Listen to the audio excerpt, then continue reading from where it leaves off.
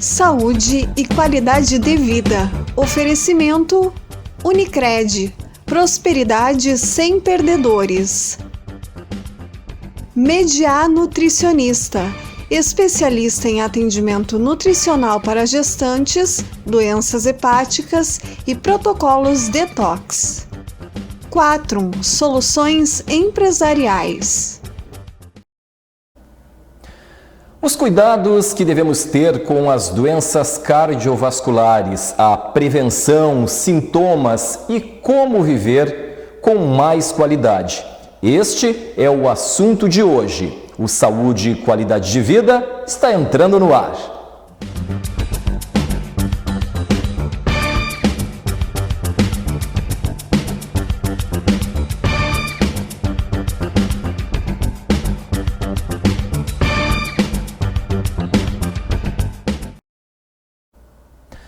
Olá, nós estamos começando neste momento mais uma edição do Saúde e Qualidade de Vida. E hoje nós estamos recebendo aqui em nossos estúdios o médico cardiologista Dr. Arnoldo Azevedo dos Santos, médico cardiologista e hemodinamicista formado pela UFSM, é especialista em clínica médica pela UFSM, em cardiologia pelo Instituto de Cardiologia do Rio Grande do Sul. Enfim, o currículo do Dr. Arnoldo é vasto, né? Entre as especialidades, né? Também fundador do Instituto do Coração aqui de Santa Maria, o ICOR, né, doutor? Ainda é mestre em cardiologia pela Universidade Federal do Rio Grande do Sul, hemodinamicista pela Sociedade Brasileira de Hemodinâmica e Cardiologia Intervencionista, pela Sociedade Latino-Americana de Cardiologia Intervencionista. Doutor, prazer em tê-lo aqui conosco no Saúde e Qualidade de Vida. Muito bom receber. Muito obrigado por ter aceito o nosso convite. Eu que agradeço. Já estava com saudade dessa casa, nós estávamos conversando há pouco. Eu trabalhei aqui por 7 anos, nós tínhamos o programa Conversando com Cardiologista. Então é um prazer enorme estar aqui de retorno. Foram 7 anos. 7 anos. Conversando com cardiologista. O pessoal aí de casa deve lembrar, né? Sempre com assuntos muito importantes, muito interessantes, né, doutor? Bom, e nós vamos começar já lhe perguntando sobre as doenças cardiovasculares, né, doutor? Elas de forma geral, elas são silenciosas? Não, nós temos assim, em termos das doenças cardiovasculares, né? A maior mortalidade no mundo são por doenças cardiovasculares, principalmente em nível de coração, né? E nós temos assim os pacientes sintomáticos e os pacientes assintomáticos, né? A questão de ser silenciosa, eu sempre coloco para alguns pacientes que são um pouco resistentes aos tratamentos, né, e às condutas de prevenção primária, que eu gostaria que a hipertensão, que é uma das grandes doenças causadoras dos problemas cardíacos, e o diabetes mellitus, que tem uma prevalência muito grande no mundo todo, e o diabetes é uma doença inflamatória vascular. Inclusive, existem especialidades em alguns grandes institutos de cardiologia do país dedicados a diabetes e cardiologia, porque não tem como falar em diabetes sem falar em coração, e nem não tem como falar em cardiovascular sem falar em diabetes. O diabetes existe uma relação doença muito grande, doutor. Inflamatória vascular sistêmica, consequentemente o coração ele é muito assoberbado, né, com essa doença. Mas por que eu digo para os pacientes, eu digo assim, olha, imagine só, 27,5% da população brasileira tem hipertensão. Em torno de 8 a 10% da população tem diabetes mellitus. O grande problema dessas duas doenças é que elas são silenciosas. E o ser humano, ele tem uma grande dificuldade em fazer prevenção e se cuidar, é do ser humano isso, em relação à saúde, quando essa não lhe causa dor. O ser humano não consegue lidar bem com a dor. Então eu mexo com os pacientes, olha, se você tivesse dor, você já teria nos procurado e estaria fazendo um tratamento mais adequado, se cuidando mais. Porque como é uma doença silenciosa, esquece de tomar o remédio, deixa de tomar o remédio, come sal a mais, usa carboidrato a mais, que são os que estão envolvidos nessa doença, né? Então, no momento que o indivíduo sente dor, ele, como não suporta a questão dor, ele acaba se tratando mais. Então, aí entra a questão do silencioso, né? E depois do silencioso vamos ter muito barulho. Somente neste momento é que daí procura o socorro, doutor. Daí que o pessoal vai correndo para o pronto-socorro, com crises hipertensivas. Infelizmente, alguns já chegam com parestesias, com sinais de AVC, ou com dor torácica importante, com mais do que 20 minutos, principalmente irradiada para o ombro esquerdo ou para a mandíbula, com quadros de síndrome coronária aguda, o infarto agudo do miocárdio. E essas situações são situações que infelizmente ocorrem com grande prevalência no mundo todo e que poderiam ter um percentual bem menor se fosse feita uma prevenção primária adequada, ou seja, usar menos sal, usar menos açúcar, usar menos farinha de trigo, evitar de fumar, praticar exercícios físicos, controlar o peso, não ser sedentário, caminhar 150 minutos por semana, intercalados com exercícios musculares, não exercícios de hipertrofia, né? Mas exercícios de repetição que vão melhorar a tonicidade da musculatura e também vão combater a resistência à insulina. Porque o indivíduo ele não fica diabético de repente, né? Ele vai aos poucos tendo uma alteração na sua insulina e nos níveis de glicose.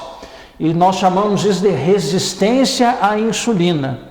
Então essa resistência à insulina, ela vai ocorrendo durante 5 anos, que é a história do pré-diabetes, para depois o indivíduo ficar diabético. Então, se nós nos antecipamos a isso, nós evitamos que mais pessoas tenham as consequências do diabetes mellitus. Assim como as pessoas não ficam hipertensas de repente, elas têm toda uma subida de escadinha, vamos dizer, ela é pré-hipertenso, né? Ou depois nós temos no nosso linguajar médico as escalas de hipertensão, escala 1, escala 2, escala 3, desníveis pressóricos. E isso então não acontece de repente, vai acontecendo ao longo dos anos, com o paciente não fazendo os tratamentos adequados que conseguem combater essas doenças bastante incidentes, né? Então nós teríamos bem menos pacientes procurando por socorro, porque quando isso acontece, às vezes é muito tarde. Doutor, e pegando o gancho aí, aproveitando que o senhor falou, diabetes, né, e a hipertensão, e a questão hereditária, doutor, tem alguma relação? Sim, na verdade, a hereditariedade, ela está presente em quase todas as doenças, viu, senhor? Então, nós temos trabalhos na oncologia, né? A oncologia é uma área que tem muita pesquisa, acho que depois da cardiologia, que a cardiologia é a que tem o maior número de pesquisas no mundo, sempre foi assim, foi a primeira especialidade médica, foi a cardiologia, e ao longo dos tempos ela se desenvolveu barbaramente. Mas na oncologia nós temos muito isso hoje também, né? Então, essa questão de relação dos cuidados que se tem que ter com os órgãos, com o coração, com a questão do câncer, com outras doenças, tem que haver uma prevenção adequada, né? Tá certo. Doutor, quais os principais sintomas aí que as pessoas, de maneira geral, devem ficar atentas? Do ponto de vista da cardiologia, né, para nós falarmos em doença cardíaca, tem que se ter a atenção, como nós já começamos aqui na nossa introdução, né? Com a questão da pressão alta. Nós temos que sempre tentar ter pressão 12/8, 120/80, que é a pressão dita ótima. 13/8 também é uma boa pressão, 11/7 seria excelente, né? 110/70. E nós consideramos então aquela pressão maior ou igual a 14/9, 140/90, pacientes então hipertensos. Pequenas alterações nos níveis pressóricos, vamos dizer, a pressão está 138, ela já está ocasionando lesão. Então nós temos trabalhos demonstrando que 10 milímetros de mercúrio de alteração dos níveis pressóricos já aumentam a morbimortalidade. Então nós temos que nos antecipar a isso. Então, cuidar o sal, nós temos que ter um bom sono. Eu sempre começo a pergunta, tem alguns pacientes que brincam comigo. Doutor, pode perguntar, eu já sei que o senhor vai perguntar, está dormindo bem? Mas é importante, fundamental, né? Tem que dormir de 7 a 8 horas por dia. 7 a 8 horas? 7 a 8 horas. Isso no geral, isso claro que há variabilidade conforme a faixa etária.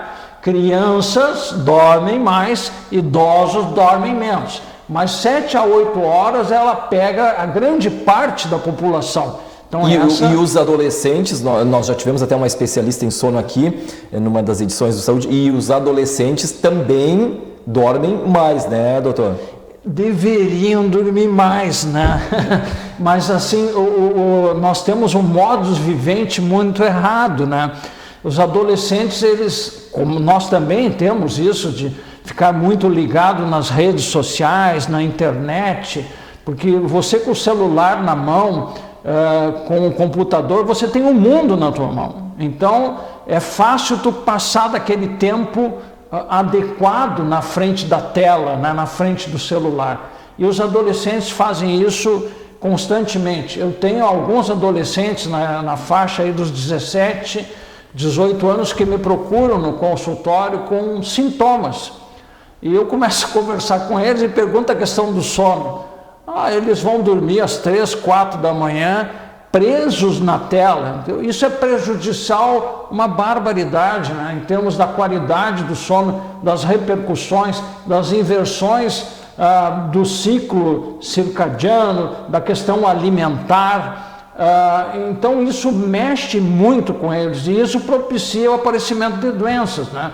Desde a questão visual, né, de ficar muito tempo na tela, que vai piscar menos o olho, ressecamento também dos olhos, prejudica, doutor. Conjuntivite, alterações na qualidade da visão, né, a postura, né, porque cadê a ergonomia nesses casos, né? O adolescente fica muito tempo na mesma posição, fica com problemas de postura, de coluna, né?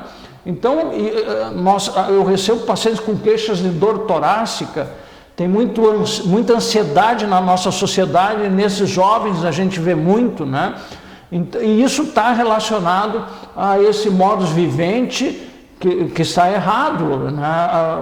Se substituiu algumas coisas que eram extremamente saudáveis, né, por outras que são prejudiciais, embora haja um acréscimo da facilidade, vamos dizer, da internet, o mundo está à nossa mão, nós conseguirmos conhecimento através disso, mas existe também a perda de qualidade de vida, que isso vai ser muito prejudicial ao longo do desenvolvimento desse adolescente, né? Talvez não se perceba agora, mas a médio e longo prazo é prejudicial, né, doutor? Certamente vai ser muito prejudicial, né? Está certo. Mas você me perguntava, então, a questão do sal, a questão do açúcar, a questão da alimentação. São os principais vilões esses, doutor? Procurar fazer alimentação de 3 em 3 horas, né? Pela questão das curvas de insulina, de glicose, as caminhadas, o dormir bem, que nós já colocamos desde o início, tomar bastante água, de 2 a 3 litros de água por dia. A questão do fast food, para o pessoal mais jovem, né? Que come correndo, come em pé. E o pessoal mais jovem que nos chama de cringe, né, que agora é a moda, né? O seu muito elegante, né, com a gravata, o terno, muito bem postado no programa, né, ele estaria cringe para esses jovens. Agora tem mais essa, então, né, doutor? Eu sou cringe, porque eu tomo meu café da manhã e eu sei que ele é fundamental iniciar o dia com um bom café da manhã. E isso já começa a correção desses hábitos. É muito importante. Fazer as refeições intermediárias, 10 da manhã, 4 da tarde, fazer um almoço, uma janta adequada, bem equilibrada entre carboidratos, proteínas e gorduras, né? Que a juventude hoje considera que isso está errado. Está errado, né, doutor? Então, há uma inversão de valores. Não existe saudosismo da minha parte, acredito que da tua também não, mas as coisas têm que ser usadas uma racionalidade. Dosadas, né, doutor? Doutor, nós vamos seguir falando mais ainda sobre isso daqui a pouco. O Saúde e Qualidade de Vida faz um intervalo, nós já voltamos, não saia daí.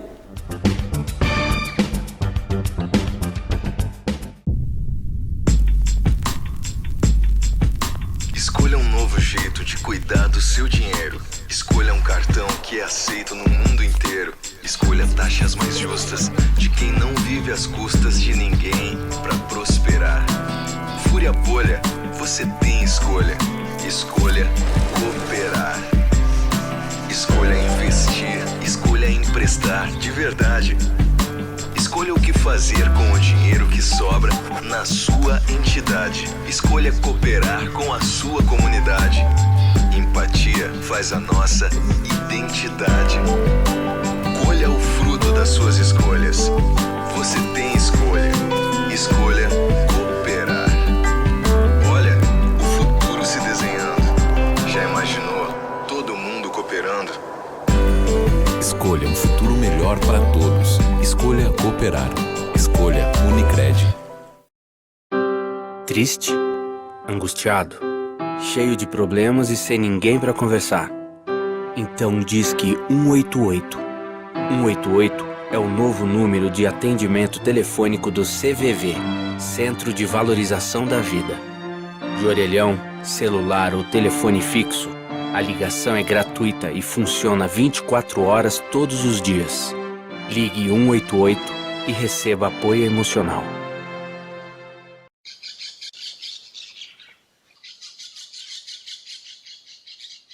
A SOS Amazônia nasceu com a missão de defender a floresta e toda a sua diversidade biológica. Apoia povos e comunidades tradicionais por meio de 7 projetos e 2 campanhas, alcançando mais de 5.000 famílias nos estados do Acre e Amazonas. Promove os valores da Amazônia, pois acredita que fazer essa conexão é a melhor forma de ajudar o mundo. Hold on. Hold on. You are not alone.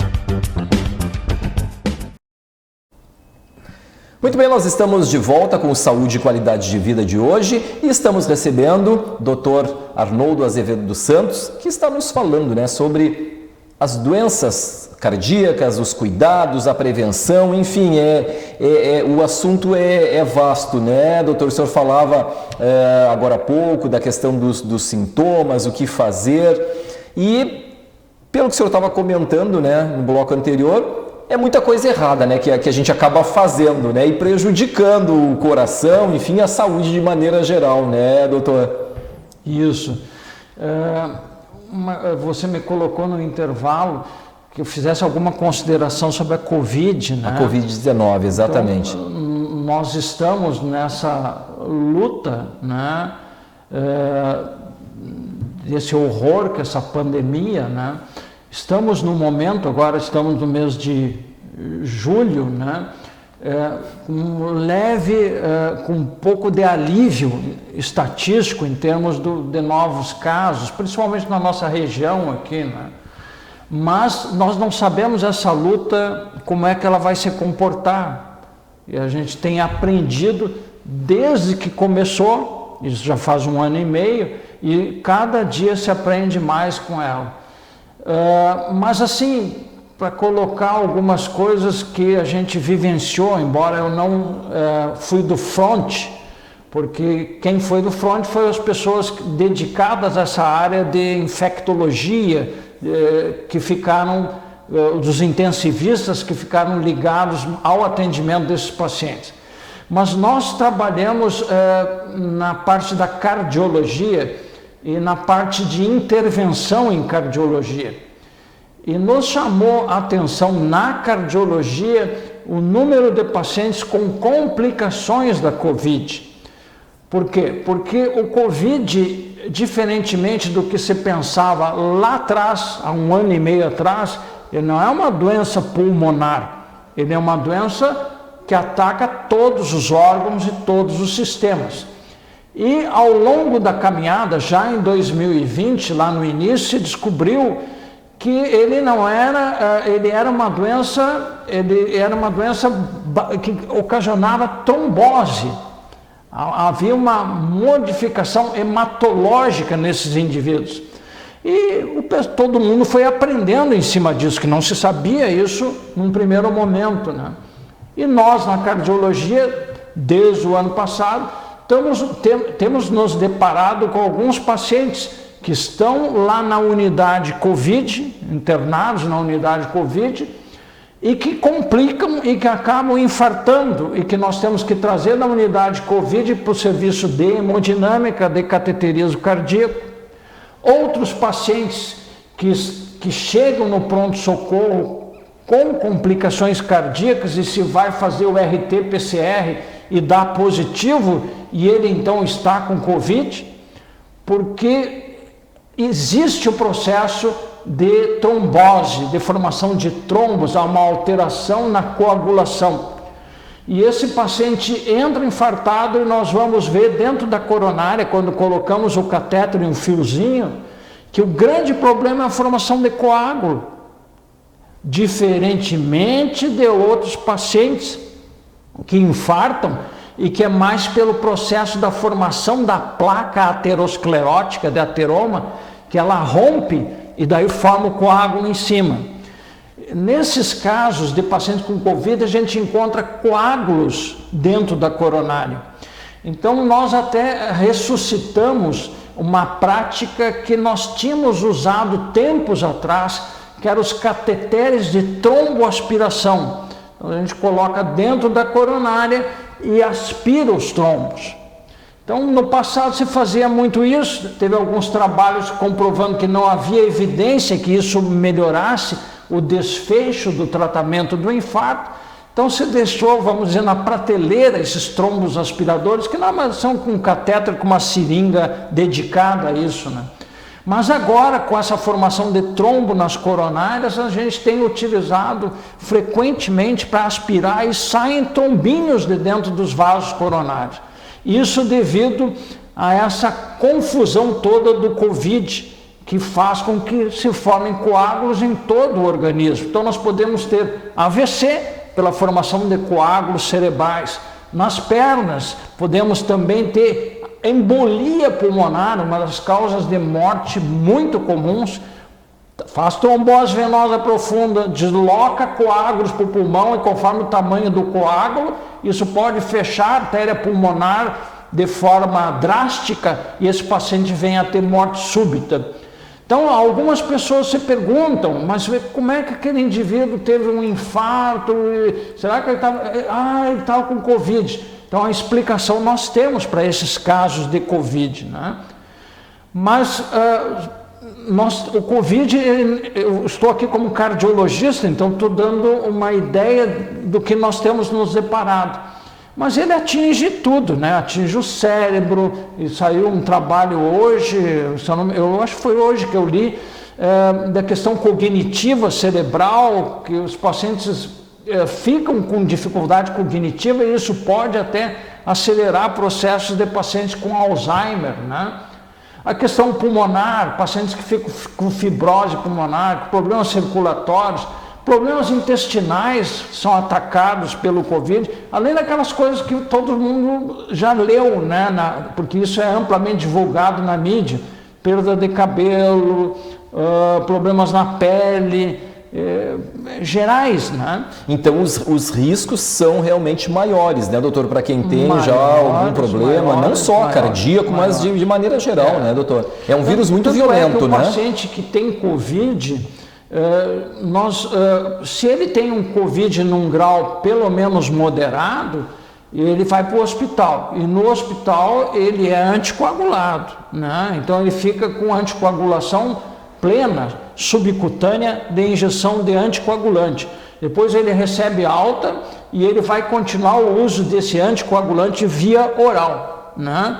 E conforme a avaliação do médico que está assistindo o paciente que não foi para o hospital, conforme a avaliação, isso é individual, isso se chama uso da clínica. O médico tem que ter a sua capacidade médica, ou seja, conhecer o paciente, saber entrevistar, saber examinar e saber qual o paciente que poderia ter necessidade também do uso desse tipo de medicamento, mesmo em casa, né? Então isso os colegas hoje que estão nessa linha de frente, com 1 ano e meio de trabalho, eles aprenderam muito, né? E estão aprendendo, assim como nós estamos aprendendo. Porque é tudo muito novo, né? Dessa caminhada. É, né? Tudo muito novo, né, doutor? Tudo muito doutor, novo. E com relação àquelas pessoas que já tinham problema cardíaco, ou até que nunca tiveram, não tinham histórico, esse período todo aí da pandemia, esse mais de 1 ano aí, 1 ano e meio, enfim, ele favoreceu a que pessoas procurassem, né, cardiologistas, procurassem uma ajuda. Eu falo assim pela questão da preocupação, né, porque tivemos aí muitas famílias, né, perdendo seus entes queridos, preocupação, a questão econômica, né, doutor, que afetou a todos, aí, empresas, enfim, pessoas perdendo o emprego, o sistema nervoso completamente abalado. Isso fez com que aumentasse, né, essa questão de problemas cardíacos nas pessoas, sobretudo aquelas que não tinham ainda esse histórico, né, de problema? Eu acho que sim. Certamente, todos esses fatores sociais, né, socioeconômicos, seguramente aumentaram o aparecimento de problemas cardíacos, infelizmente, alguns fatais, né? Mas aí nessa história toda ficou uma nuvem, uma confusão muito grande, porque bem lá no início, não sei se tu te lembra, o negócio era se esconder da doença, né? Não vai ao hospital, não vai isso, fica em casa, tal. Era assim que se tinha o enfoque de uma pandemia desconhecida, né? De uma infecção desconhecida. E no decorrer do ano passado, muitos pacientes não queriam ir ao hospital, não queriam fazer exames. Então, nós perdemos pacientes que tinham medo de entrar no hospital e que estavam com algum sintoma cardíaco severo que acabaram tendo morte súbita em casa. Isso ocorreu, infelizmente. Então, eu não quero ir para o hospital para não pegar Covid, então eu não vou. Então, esvaziou os leitos do hospital que eram não Covid, só que aumentou a mortalidade daí, porque muitos pacientes perderam a oportunidade, aquela chance, né, de que a gente pudesse fazer alguma coisa, colocar algum stent, tratar adequadamente o problema cardíaco, que nós estamos abordando mais aqui, né? Então, aí foi um grande problema, né? E ainda existe esse problema de que todos esses fatores que tu colocou acentuaram as doenças cardíacas, e agora nós estamos com um outro problema, que é o inverno. Esse inverno começou muito rigoroso. Há 3 anos atrás teve um inverno assim, passou 3 anos não tendo, né? E esse ano entrou com um inverno muito rigoroso, muita umidade. Isso aumenta os níveis pressóricos por vasoconstrição. A circulação fica mais lenta, as pessoas ficam mais tempo paradas, se alimentam com mais calorias, consequentemente tem mais gordura. Tudo prejudicial. Então, tudo ajudando a desenvolver, a desencadear os problemas cardíacos que estão incipientes, né? Sem dúvida. Então nós temos um aumento desses casos agora nesse inverno e a gente tem procurado aconselhar os pacientes que tenham esses cuidados, sabendo que em caso de necessidade, em caso de uma dor no peito, e eu sempre digo isso, eu coloco, dor da ponta do nariz até o umbigo, até prova em contrário, é perigo. É uma frase que a gente diz. Ponta do nariz até ponta do umbigo, fica atento que é sinal de perigo. Tá certo. Para o pessoal procurar atendimento e a gente poder fazer alguma coisa. Não perder tempo, né, Não doutor? perder tempo. Doutor, nós estamos já nos encaminhando para o final, só quero que rapidamente o senhor nos diga, são 37 anos, né, doutor, de profissão, 21 anos à frente do Instituto do Coração, né, de Santa Maria. Como o senhor conseguiria nos resumir aí, de como o senhor vê as inovações nos tratamentos de doenças cardiovasculares? Eu sou suspeito porque eu sou cardiologista, né? Mas isso vocês mesmos que são da área da imprensa, a cardiologia é fantástico, o desenvolvimento da cardiologia no mundo todo. As pesquisas de ponta, elas começam sempre na cardiologia. Eu comecei falando lá no início, e talvez eu não tenha sido muito claro, na oncologia também ela tem crescido muito, baseado nas pesquisas da cardiologia e outras especialidades também, a vascular, né, tem desenvolvido muito. Então, a cardiologia ela tem conseguido inovar muito, né? Nós temos, desde a época que não se tinha recurso para tratar infarto e que foi desenvolvido a angioplastia, o tratamento do infarto com catéter, os marcapassos que surgiram, depois os desfibriladores cardíacos para evitar morte súbita, caso desse jogador agora da Dinamarca que teve parada cardíaca, nós temos como evitar isso. Os problemas das válvulas cardíacas, que nós antes tínhamos dificuldade de tratar isso, era só através da cirurgia cardíaca, que já foi um avanço em determinada época do desenvolvimento da cardiologia, mas hoje nós temos assim implante de válvula aórtica e agora o Ministério da Saúde anunciou que essa válvula aórtica também vai ser disponível pelo Sistema Único de Saúde. Então, isso antigamente só tu tinha que abrir o peito do paciente para trocar a válvula aórtica. E essa válvula aórtica é uma válvula que vai degenerando ao longo da existência do ser humano, que a partir dos 75 anos nós temos a grande possibilidade de ter muita calcificação nessa válvula, né? E ela tem que ser substituída. Hoje pode ser substituída por catéter, que a gente coloca também pela virilha, como a gente trata as coronárias.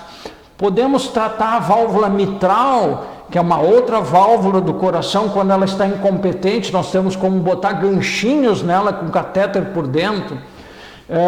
Podemos fechar comunicações das paredes internas do coração, que de outra forma levaria o paciente a acidente vascular cerebral. E estão vindo outros estudos com válvulas tricúspide que não tinham antes, havendo a possibilidade de tratar também. Então, o desenvolvimento caminha, o progresso tecnológico na área de cardiologia caminha a passos largos. E nós estamos vendo outras áreas também que estão desenvolvendo bastante. Então, recursos nós temos. Agora, nós temos, que mudar a nossa mentalidade. Então, nós temos todo um aparato tecnológico de ferramentas, medicamentos para tratarmos as consequências, mas nós ainda estamos naquela fase de água mole em pedra dura, tanto bate até que fura. Sempre repetimos isso. Porque os pacientes têm que se cuidar mais. Aquilo que nós iniciamos o programa. Já falou no início. O melhor é nós tratarmos a prevenção, a promoção da saúde. Nós não temos condições, vamos lá para o outro lado fazer esse tratamento, né? Então, isso é muito importante, assim como é muito importante nós melhorarmos o nosso comportamento como seres humanos, né? E é muito triste, no meio de uma pandemia, umas questões sociais e políticas que a gente tem visto aí, que são tremendamente tristes, né? Egoístas, pequenas e que trazem desagregação entre irmãos, entre seres humanos, por questões políticas que não deveriam ser assim para o nosso desenvolvimento como seres humanos e o nosso progresso espiritual. Sem dúvida, atitudes aí irresponsáveis, né, doutor? Olha, queremos lhe agradecer imensamente, né, o assunto é sempre muito importante, se tem muito para falar, mas infelizmente chegamos ao final. Queremos agradecer imensamente pela sua presença aqui no Saúde e Qualidade de Vida. Doutor, muito obrigado. Recebemos, portanto, médico cardiologista, doutor Arnoldo Azevedo dos Santos, muito obrigado pela presença. Muito obrigado, mais uma vez, por estar aqui nos estúdios da TV Santa Maria, que foi minha casa a um determinado período, e em revê-los. É sempre um prazer. Muito obrigado. E eu, prazer, conversando com o cardiologista. Muito obrigado, doutor. Muito obrigado. E assim nós encerramos a edição de hoje do Saúde e Qualidade de Vida, agradecendo a todos vocês que estiveram conosco e até uma próxima edição.